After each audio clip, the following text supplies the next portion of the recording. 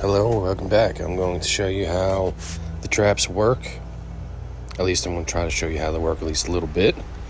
So let's get to a smooth location, and I'm going to set some traps down, and then I'll show you how they work. All right, catch you soon. So to find the traps, you go into defense, you go to traps, and then I'm just going to start popping down some traps. This is going to be a trap door, and this is radiation emitter. That first one was like an electric EM emitter or something like that. There's a flamethrower that we're going to put down, and then we're also going to have the powered spring trap, and then we're going to have just a regular spring trap with a pressure plate. I'm also going to show you how pressure plates work, how tripwires work, and I also made an attempt to try to get some computers to work. They didn't work, so I might just cut out the computers if I can. We'll get there in a minute. That was a saw blade trap. This is the spike trap, and I'm going to also take the this is like a pipe gun, and then there's also a paintball gun trap. And I have to get to the trap floor, and I'm gonna put that up next to the spike trap. But yeah, let me I tried to do some stuff with the computers that didn't quite work. Let me cut that out, and we'll go on from here. Okay, I'm gonna move this trap door over to where these the spike drop is, and I'm gonna show you real quick how these work. I showed you in my video before this one. There's trap door, you fall into it, you go below it, there's a spikes, you step on the platform, spikes pop up, stab your character. Then we also have the pressure plate, little thing right here. Showed you that in the last video. And then we have some guns. Now these computers didn't work, so I'm not going to use them. You don't need to put them there.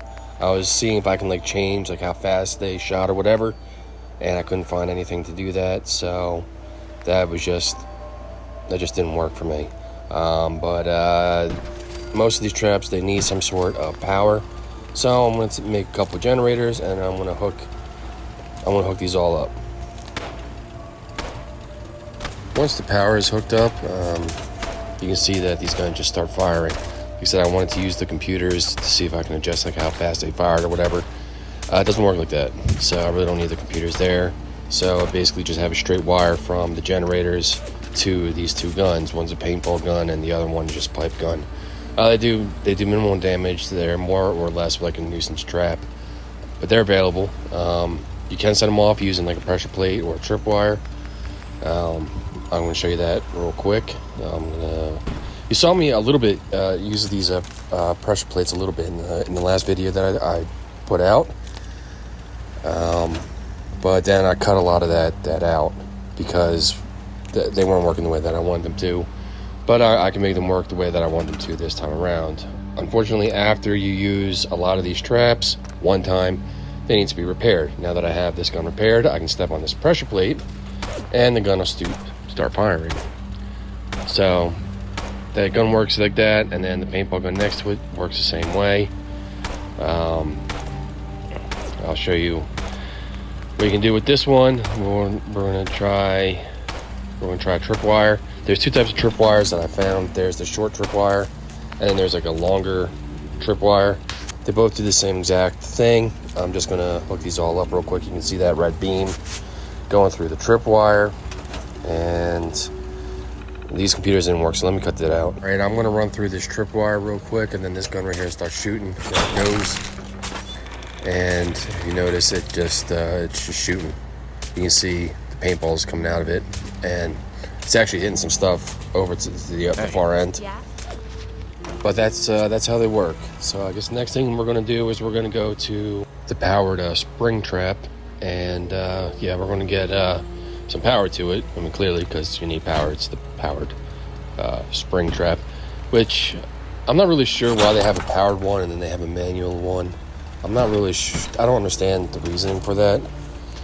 They both work identically, except one needs power and the other one doesn't. We're going to cut that out because that computer didn't do anything either. But if you see it, the spring trap is already released because there was power going to it. I got rid of that wire, and it set itself back to normal. Put the power back onto it, springs back up. And that's basically how that spring trap works.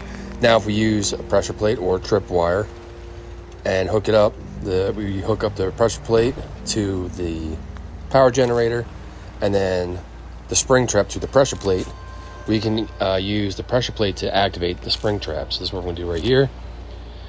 I have this set up, and step on the pressure plate, the spring trap pops up and goes and stabs your person in the gut. So that works. That's exactly how the other spring trap works, except it has a built-in pressure plate. So like I said, I don't really know why there's two different versions of it, but there are. Same exact thing, and then resets itself. I don't know. Maybe I'm missing something. We'll get a little bit closer so it actually hits us. Ow. Yep. There you go. Like I said, I might be missing something. You can see all this stuff splattered with all the paintball stuff from the gun over there.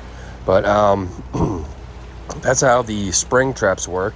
And then we have these radiation trap and the Telsa arc trap, I think they call the other one. I had them hooked up to the computers, but once again, the computers didn't do anything for them. So we're just going to bring a pressure plate over, and we're going to wire it up to the radiation emitter. So you just wire it up like you do any normal conduit, and you just step on it basically. I mean, we need to get power first. So we'll try that again.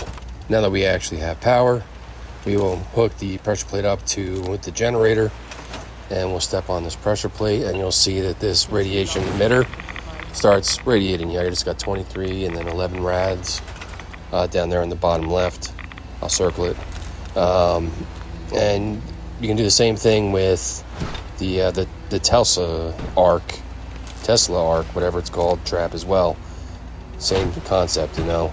You have the pressure plate, you hook it up to the trap goes and electrocutes the crap out of you. These traps are also one-use traps. That's why I don't really use them too often, because they need to be repaired every time that they're set off, and it's really just not worth it. So next thing, we're going to go to this flamethrower, and once again tried to do the computer thing. Doesn't work. This was, I don't know if this was a trap or whatever. It might just be some sort of weird conduit. I'm going to cut this out because I couldn't get it to work. Anyway, I'll look it up, study it, try to figure out how that thing works, and I'll make a video about that later if it's important enough to do so. Anyway, I think the last trap that I have is the flamethrower trap, and same concept. We're going to use the pressure plate again. Step on the pressure plate, you catch fire, and once again, this is a one-use trap, and then you're going to have to repair it after the trap is set off.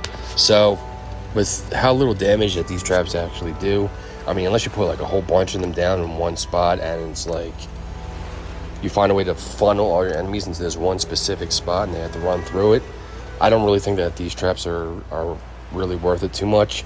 I do think that the manual spring trap is worth it. I guess in some ways the flamethrower might be worth it.